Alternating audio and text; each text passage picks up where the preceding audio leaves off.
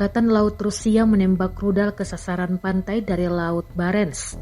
Rekamannya diunggah di Telegram Kementerian Pertahanan Rusia pada Jumat, 16 Oktober 2024. Dalam keterangan unggahan disebutkan fregat Laksamana Armada Kasatonov dari Armada Laut sebagai bagian dari kegiatan pelatihan tempur yang direncanakan melakukan penembakan rudal dengan sistem rudal utamanya ke sasaran pantai.